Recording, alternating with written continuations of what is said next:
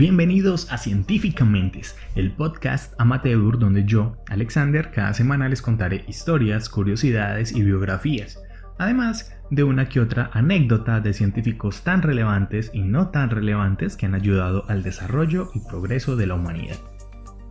Como veremos en las múltiples historias que contaremos en Científicamentes, nos encontraremos con personas brillantes, muy brillantes, y aquellos que decimos ¡wow!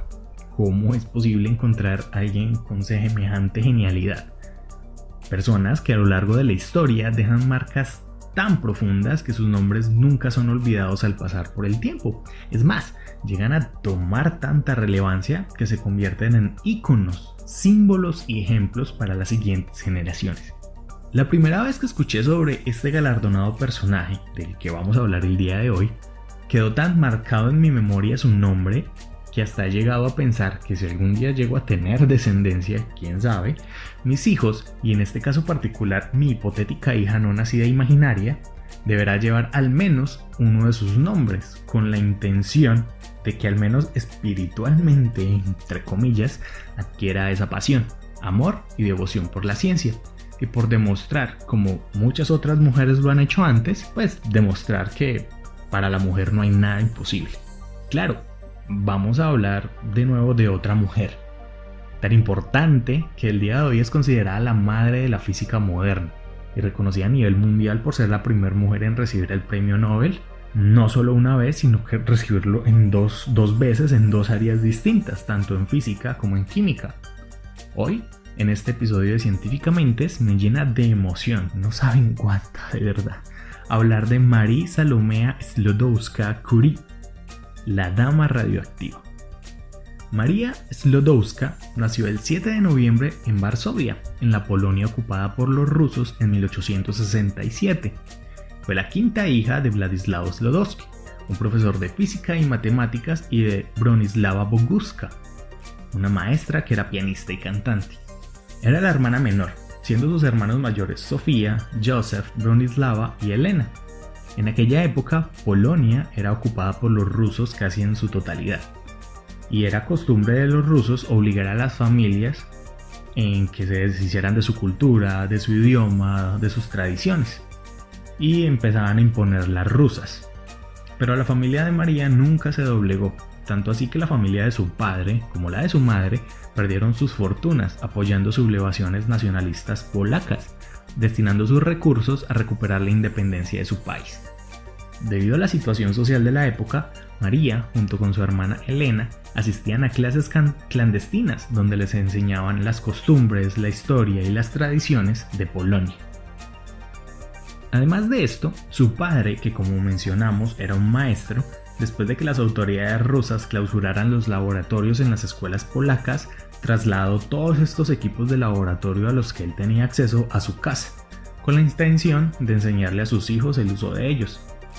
Sus problemas económicos debido a su patriotismo polaco fue tal que los supervisores rusos le designaban trabajos mal remunerados a su padre, llegando a tener que acoger niños en su hogar en las horas de la noche para poder obtener ingresos extra. Por el lado de su madre, esta administró por muchos años un internado para niñas en Varsovia, pero que tras el nacimiento de María, que fue la última niña, esta se dedicó a las labores del hogar. Fue marcada en su infancia por la muerte de su hermana Sofía, a causa del tifus contraída por uno de los niños que dejaban alojar en su casa por algo de dinero. La tifus es un conjunto de enfermedades infecciosas producidas por varias especies de bacterias. Esta enfermedad se transmite por diferentes vectores, como los piojos, las pulgas, las garrapatas, los ácaros, y esta enfermedad produce fiebres altas, escalofríos, dolor de cabeza y lesiones en la piel. Además de esto, su madre Bronisława falleció de tuberculosis en mayo de 1878. Debido a las tragedias ocurridas tanto a su madre como a su hermanita, María cuestionó la fe católica que le enseñó su mamá y se volvió agnóstica, aunque como lo mencionarían sus hijas más adelante, María era atea como su padre Władysław, lo cual es un motivo más para amarla. Pero a pesar de todas sus marcas de infancia y sus dificultades económicas, nada la detuvo, ni la amedrentaron ni le quitaron su deseo de estudiar. A sus 10 años, María Sklodowska asistió al internado Sierkowska y después se trasladó a un instituto de niñas del que se graduó el 12 de junio de 1883 a sus 15 años de edad, siendo distinguida con menciones de honor por tener las mejores calificaciones. A partir de aquí presentó otra gran dificultad, que era el machismo generalizado en esa época, ya que ninguna universidad ni de Varsovia ni del Imperio Ruso permitía que las mujeres pudieran estudiar, contrastando con los avances sociales que se presentaban en otras instituciones de educación superior en otros países. Además de que, como su familia se encontraba en literal la quiebra, no podía estudiar en el extranjero, en especial en París, que era el lugar donde ellas querían estudiar, donde las libertades académicas hacia las mujeres estaban aparentemente un poco más evolucionadas. ¿Y hasta qué punto puede llegar el amor de hermanas? O sea, siempre incondicionales para apoyarse y apoyarnos cuando más lo necesitamos, y más en esta época tan horrible que era para ser mujer. Lo menciono porque María y su hermana Bronislava hicieron un pacto para salir adelante y cumplir el sueño de estudiar.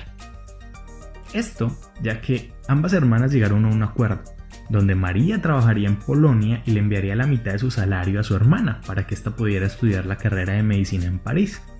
Y posteriormente Bronia, como llamaremos a Bronislava, se comprometería a pagarle sus estudios universitarios a su hermana una vez que ella lograra conseguir su título universitario como médica. A pesar de todo y todos los problemas de la época, pues debo decir que era una muy buena época para estudiar. O sea, te graduabas y podías soñar con que podías conseguir un trabajo, y no está como ahora que te matas estudiando y tienes tu maestría y tu doctorado y no consigues ni pagar la factura de la energía ni el agua, y menos prometerle a tu hermanita que le vas a pagar la universidad. O sea, no sé. En fin, pasaron 7 años donde María Sklodowska tuvo que trabajar como institutriz.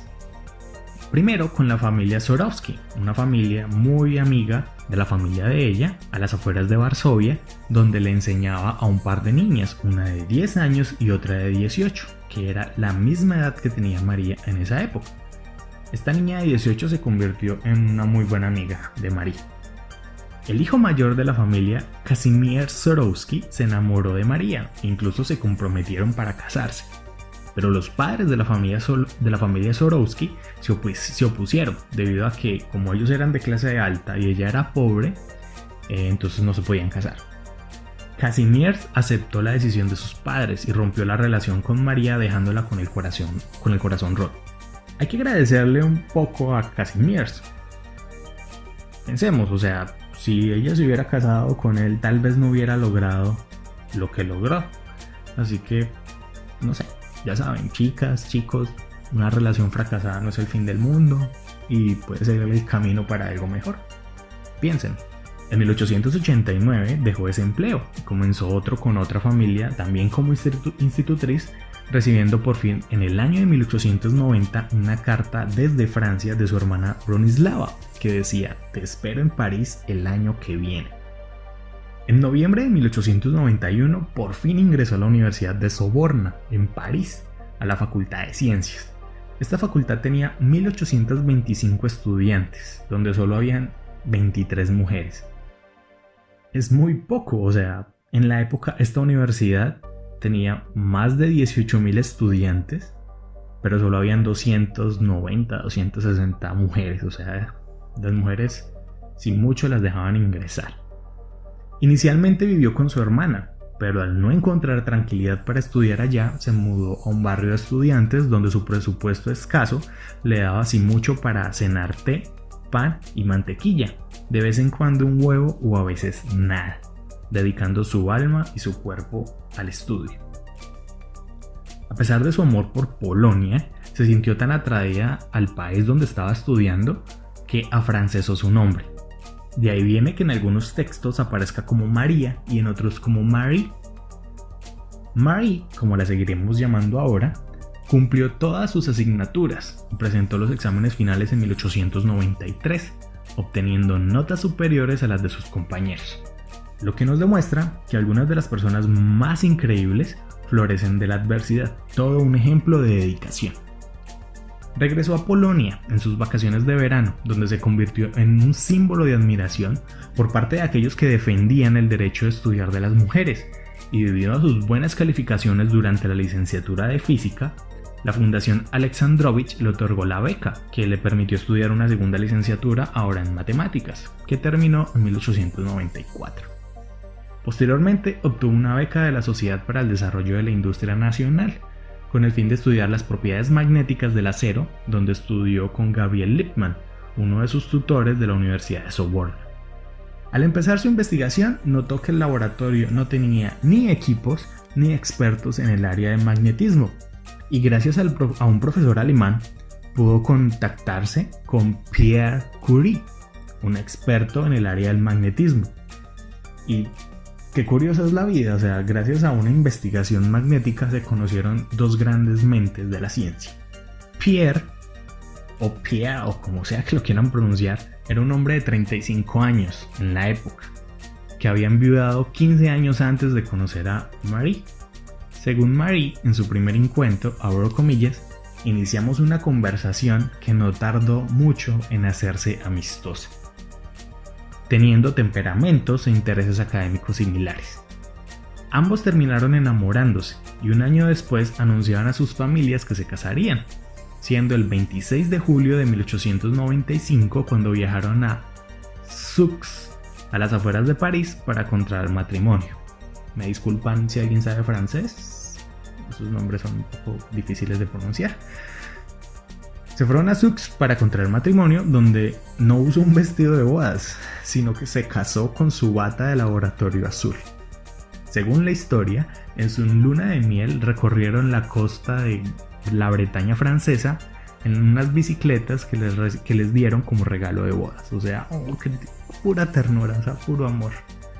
Al regresar de su luna de miel, se instalaron en París, donde Marie continuó con su investigación en el acero y Pierre se dedicó a los cristales y al magnetismo. Marie quedó embarazada en 1897, dando a luz el 12 de septiembre a una pequeña llamada Irene. Tras terminar sus dos licenciaturas, decidió continuar con su doctorado, también en la Universidad de Sorbona, donde se enfocó en los estudios de Henry Becquerel, quien en 1896 descubrió que las sales de uranio emitían unos rayos de naturaleza desconocida y que el mismo señor Becquerel los nombró como rayos uránicos. Marie más adelante desarrolló más experimentos con estos materiales y descubrió que no solamente el urano poseía estos rayos desconocidos, sino que el torio, otro material de la tabla periódica, pues que también poseía estos rayos. Además de esto, encontró que la chalcolita y la pechblenda, que son unas piedras, poseían otros materiales aparte de óxidos de uranio, identificando que dentro de estos habían más materiales radioactivos aparte del uranio. Sus investigaciones la llevaron a descubrir el polonio, que nombró en honor a Polonia, publicando un artículo en julio de 1896 hablando sobre el tema. A finales del mismo año, los Curie, que ya eran Pierre y Marie, es decir, ya trabajaban como una pareja, identificaron un segundo material radioactivo al que llamaron radio, del vocablo latino que significa rayo. Este es el origen de la palabra radioactividad, es decir, que produce rayos. Desde 1898 hasta 1902, los Curie publicaron 32 artículos, entre los cuales habían unos que hablaban de las propiedades del radio para eliminar células cancerígenas, lo cual es irónico debido al motivo de la muerte de Marie. Ya lo verán más adelante. En 1900, Marie fue nombrada la primera mujer catedrática de la Escuela Normal Superior de París. En el año de 1909 defendió su tesis doctoral dirigida por Becquerel, titulada Investigaciones sobre las sustancias radiactivas. Obtuvo un doctorado con mención cum laude. Es el equivalente a la mención honorífica o una tesis laureada en Francia, algo así. Y acá sucede otro hecho horrible para la época, y es que el mismo mes donde defendió su tesis doctoral fue invitada por la Real Institución de Gran Bretaña a dar un discurso sobre la radioactividad, pero a Marie no la dejaron hablar, simplemente porque era una mujer. A pesar de que la mitad de la investigación y la mitad de los aportes los hizo ella, solo pudo hablar Pierre Curie. Esta disertación, esta plática que ella dio, que dio Pierre en la Real Institución de Gran Bretaña sobre la radioactividad, la tradujeron en 5 idiomas y fue reimpresa 17 veces. Así de impresionante fue esa investigación. En el año de 1903, la Real Academia de las Ciencias de Suecia le otorgó el Premio Nobel de Física junto a su esposo Pierre Curie y Henry Becquerel, convirtiéndose en la primera mujer en la historia en obtener esta distinción. Aunque debido a su origen francés y por ser mujer, la prensa francesa subestimó su papel en las investigaciones o simplemente no la referenciaba. Otro dato que hay que dar aquí es que los que daban el premio Nobel no le querían dar el premio Nobel a Marie, se lo querían dar solamente a Pierre y a Henry Becquerel. Pero ambos consideraron que el aporte científico que había hecho Marie valía tanto como el que había hecho ellos y presionaron tanto para que a ella también le dieran su premio. O sea, bien por Pierre, bien por su esposo que la defendió. En abril de 1906, la familia Curie sufre una gran pérdida, y es que Pierre Curie murió mientras caminaba en la calle Dauphine, siendo atropellado por un carruaje tirado por caballos, fracturándose el cráneo de manera fatal. Marie quedó viuda, con el corazón roto, y debido a ello, el 13 de mayo de 1903, el Departamento de Física de la Universidad de París le ofreció un puesto que aceptó, con la esperanza de crear un laboratorio mundial en homenaje a él, a Pierre Curie, convirtiéndose también en la primera mujer en ocupar este puesto como profesora en esa universidad, además de ser la primera directora de un laboratorio en esta institución. Para el año de 1911 quiso vincularse a la Academia Francesa de Ciencia, pero estos bastardos la rechazaron porque era una mujer. Pero a veces la vida hace las cosas misteriosamente, se alinean todos los hechos para callar a los demás, y los cayó de una forma espectacular, porque ese mismo año que le negaron la vinculación a la Academia Francesa, le dieron el Premio Nobel de Química, o sea, nada más. En la historia del Premio Nobel solo hay 2 personas que han conseguido 2 premios Nobel, Marie Curie y Linus Pauling, que de él vamos a hablar en otro episodio. Y ya con haber ganado 2 premios Nobel, incluso con haberse ganado uno, ya es un referente mundial, y ella ya es de respeto. En septiembre de 1914, al inicio de la Primera Guerra Mundial, las tropas alemanas invadieron Bélgica y el noreste de Francia. Tanto Marie como el gobierno francés se desplazaron al suroeste de Francia con el objetivo de proteger la cantidad de radio que poseía Marie, que no fuera a caer en las manos enemigas.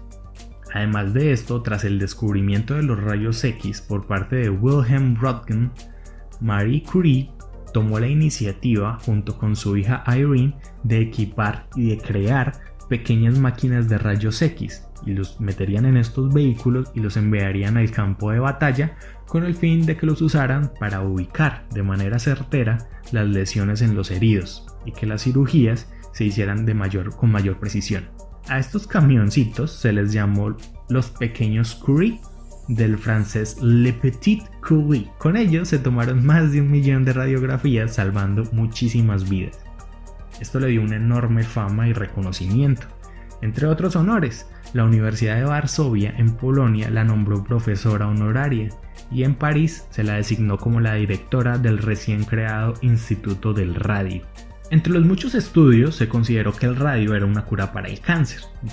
Estudios realizados en el Instituto del Radio, ¿no? Aunque Marie nunca dio por sentado que esta idea funcionara. Ella creía que el radio se podía utilizar para tratamientos contra dicha enfermedad, lo cual dio un paso y saltó a lo que es ahora la radioterapia, que aún es un tratamiento utilizado por el cáncer, así que gracias también por eso. En el año de 1933, Marie cayó enferma como resultado de toda la radiación que había absorbido durante toda su vida, y Marie falleció el 4 de julio de 1934 a los 66 años en el Sanatorio San Anselmo, en los Alpes franceses, de anemia aplásica, que lo que causó fue destruir sus células de la médula ósea, y debido a esa falta de eritrocitos en la sangre, pues esto la mató, o sea, no estaba produciendo sangre nueva, siendo enterrada 2 días después en Sux, Francia, bueno, como se diga, junto a su querido esposo Pierre. El 20 de abril de 1995, Marie y Pierre Curie recibieron un reconocimiento por el gobierno francés y dispuso sus restos en el Panteón de París, un santuario laico donde descansan personas ilustres de Francia. El presidente francés destacó su gran capacidad de trabajo y entrega a la ciencia, así como declararla una heroína, léanlo bien, heroína, por hacerse camino en un mundo de hombres lleno de prejuicios. En este discurso se dijo, y cito, "El combate de la ciencia es el de la razón contra las fuerzas del oscurantismo, el combate de la libertad de espíritu contra la esclavitud de la ignorancia". Finalmente, un par de curiosidades de toda esta historia. La primera es que se cree que debido a que Marie estuvo trabajando muchos años con materiales radioactivos, por sus investigaciones sus restos y sus huesos fueron contaminados por por lo que se dice que se confeccionó un ataúd con cobertura de plomo para enterrar su cuerpo, para cubrirlo, para que la radiación no enfermara a nadie más. Y la segunda es que sus notas y cuadernos de investigación absorbieron tanta radiación que actualmente se encuentran almacenados en la Biblioteca Nacional de Francia en cajas de plomo. Estos apuntes son tan radioactivos que los que desean acceder a estos documentos deben permanecer por poco tiempo y deben usar equipo de protección radioactiva. Marie es un símbolo de la lucha y convicción, un verdadero símbolo de feminismo, que aunque no fue activista, lo fue por su perseverancia y por demostrar de que las mujeres tenían un lugar en la ciencia. Es un ejemplo que muchas deberían de seguir, ya que demuestra que con disciplina, responsabilidad y carácter férreo, incluso en las peores situaciones, son la mejor herramienta para abrirse paso en un camino lleno de prejuicios y adversidades. Mis aplausos y todo mi respeto a mi científica favorita. Y esto fue todo en el episodio de Científicamentes. Recuerden que nos pueden seguir en nuestro Instagram en @cientifica_mentes, donde cada miércoles publicaremos imágenes de los hechos relacionados en el capítulo de la semana. Además de esto, pueden escucharnos en la mayoría de plataformas de podcast como Spotify, Apple Podcast y otras más. Los que nos escuchan desde la plataforma de Google Podcast, el episodio normalmente se publica los lunes. O sea, desde el lunes se encuentra en Spotify y Apple, pero en Google Podcast tarda entre 4 y 5 días en que aparezca en la plataforma. Nos disculpamos por ello, no está en nuestro control. Esto es por la verificación que hace Google y sus políticas, y eso hace que tarde en aparecer en la plataforma. No siendo más, muchas gracias por escucharnos. Soy Alexander, hasta pronto.